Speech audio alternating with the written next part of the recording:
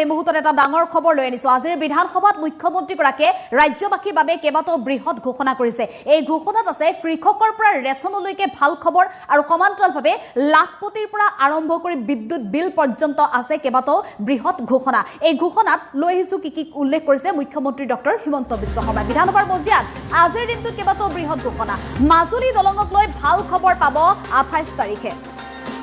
আৰু মাজুলী দলং সন্দৰ্ভত মন্তব্য কৰিছে মুখ্যমন্ত্ৰীগৰাকীয়ে টেকেলি ফুটা দিচাংমুখৰ বাবেও হ'ব দলং মুখ্যমন্ত্ৰী আজিৰ দিনটোত বিধানসভাত এই কথা উল্লেখ কৰিছে নুমলীগড় আৰু গোলাঘাটৰ মাজত হ'ব সুৰংগ পথ এই সন্দৰ্ভতো বিধানসভাৰ মজিয়াতে উল্লেখ কৰিছে মুখ্যমন্ত্ৰী ডক্টৰ হিমন্ত বিশ্ব শৰ্মাই কলিয়াভোমৰ মাজত দুখন আৰু নগাঁও মৰিগাঁৱৰ ওপৰত হ'ব দলং নাৰেংগী কুৰুৱা গুৱাহাটী উত্তৰ গুৱাহাটীৰ মাজতো হ'ব দলং মুখ্যমন্ত্ৰী ডক্টৰ হিমন্ত বিশ্ব শৰ্মাৰ বৃহৎ ঘোষণা এতিয়া পলাশবাৰী শুৱালকুছি আৰু ফুলবাৰী ধুবুৰীৰ বাবেও হ'ব দলং পলাশবাৰী শুৱালকুছিৰ মাজত আৰু ফুলবাৰী ধুবুৰীৰ মাজত হ'ব দলং অহা বৰ্ষৰ পৰা পালন কৰা হ'ব কিতাপৰ বৰ্ষ পালন কৰিবলৈ ৰাজ্য চৰকাৰে এক বৃহৎ ব্যৱস্থা গ্ৰহণ কৰিব চৰকাৰী কৰ্মচাৰীক দৰমহাৰ উপৰিও অতিৰিক্ত টকা পইচা দিয়া হ'ব কিতাপ ক্ৰয়ৰ বাবে গ্ৰন্থমেলাতো সহযোগিতা আগবঢ়াব চৰকাৰে পূৰ্বতকৈ অধিক সহযোগিতা আগবঢ়াব কিতাপৰ ক্ষেত্ৰত কৃষকৰ বাবেও বিধানসভাত ডাঙৰ মন্তব্য কৰিছে এইবাৰ কৃষকসকলৰ বাবে আন এক অভিলাষী আঁচনি অনা হ'ব ব্যৱস্থা গ্ৰহণ কৰা হ'ব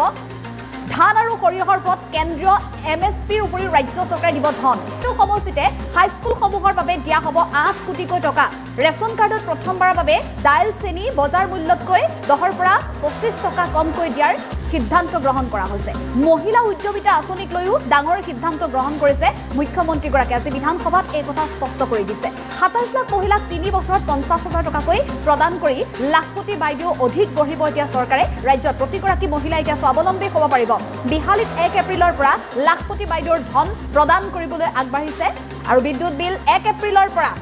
1 টকা 50 পইচালৈকে হ্ৰাস পাব অৰ্থাৎ বিদ্যুৎ বিল হ্ৰাস পোৱাৰ সন্দৰ্ভতো বিধানসভাৰ মজিয়াত উল্লেখ কৰিছে স্নাতকোত্তীৰ্ণ শিক্ষাৰ্থীৰ বাবে প্ৰেৰণাদায়ক ভাত্তা দিয়াৰ ঘোষণা কৰিছে বিধানসভাৰ মজিয়াতে মুখ্যমন্ত্ৰী ডক্টৰ হিমন্ত বিশ্ব শৰ্মাই ইয়াৰ উপৰিও প্ৰতিখন গাঁৱলৈ 1 কোটি টকাকৈ দিয়াৰ বাবে আঁচনি গ্ৰহণ কৰিব এতিয়া চৰকাৰে বিদ্যালয় নামঘৰ উন্নয়নৰ বাবে দিয়া হ'ব এই ধন মহিলা উদ্যমিতা আঁচনিৰ সন্দৰ্ভতো এটা ডাঙৰ সিদ্ধান্ত গ্ৰহণ কৰিছে মুখ্যমন্ত্ৰীগৰাকীয়ে মহিলা উদ্যমিতা আঁচনিৰ ক্ষেত্ৰত এপ্ৰিলৰ পৰাই যেটো আৰম্ভ হ'ব লাখপতি আঁচনিৰ ধন বিতৰণৰ কাৰ্যসূচী বিহালীৰ পৰা প্ৰথম আৰম্ভ হ'ব এই কাৰ্যসূচী আৰু পৰৱৰ্তী সময়ত 27 লাখ মহিলাক 3টা বছৰৰ ভিতৰত 50,000 টকাকৈ প্ৰদান কৰি লাখপতি বাইদেউ গঢ়ি তুলিব প্ৰতিগৰাকী মহিলা এতিয়া স্বাৱলম্বী হ'ব পাৰিব আৰু এই সন্দৰ্ভত মুখ্যমন্ত্ৰী ডক্টৰ হিমন্ত বিশ্ব শৰ্মাৰ মন্তব্য আছে আমি মন্তব্য আগবঢ়াবলৈ চেষ্টা কৰিছোঁ অহা বছৰটোত আমি কেইটামান নতুন কাম কৰিব গৈ আছো মই সদনক জনাব খুজো প্ৰথম কথাটো হ'ল যে এখন সমাজৰ মূল স্তম্ভটো হৈছে বৌদ্ধিক যিখন সমাজত বৌদ্ধিক জ্ঞান আৰু চৰ্চা নাথাকে সেইখন সমাজ কেতিয়াও আগুৱাই যাব নোৱাৰে অহা বছৰটোত মই সদনৰ পৰা সহযোগিতা বিচাৰিম যে আমি ইয়াৰ অফ দ্য বুক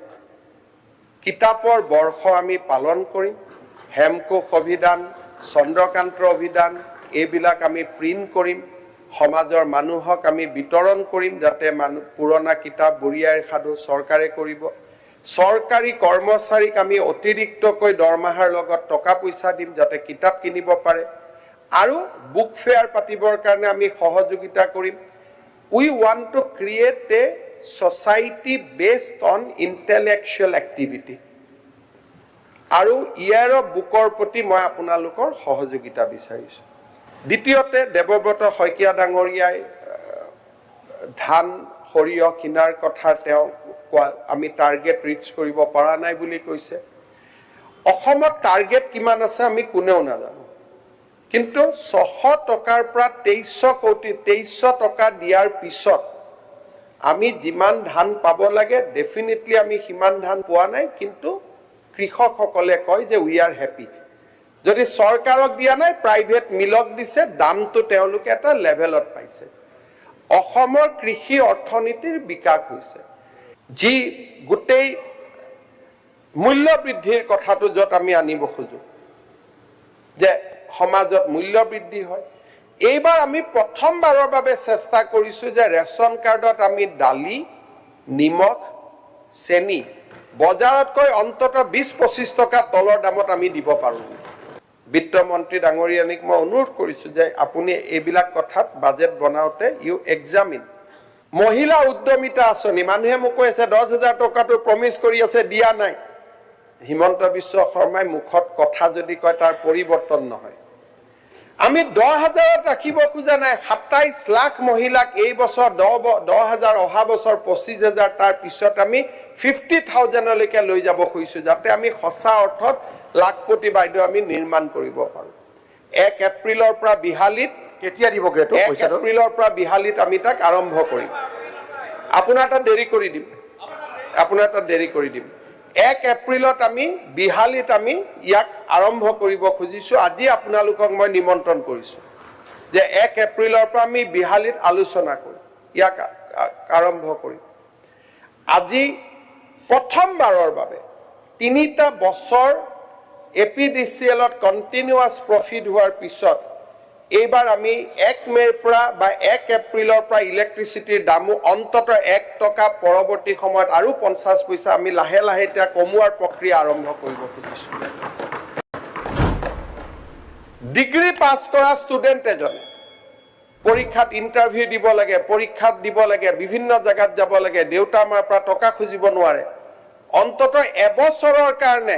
মই নিবনুৱা ভাত্তা বুলি ক'ব খোজা নাই, প্ৰেৰণাদায়ক ভাত্তা এটা দিব পাৰোঁ নেকি, তাৰো আমি চিন্তা চৰ্চা আৰম্ভ কৰিছোঁ। অসমত বৃদ্ধ পেঞ্চন, বিধৱা পেঞ্চনৰ মানুহসকলক আমি অৰুণোদয়লৈকে কনভাৰ্ট কৰি আছোঁ।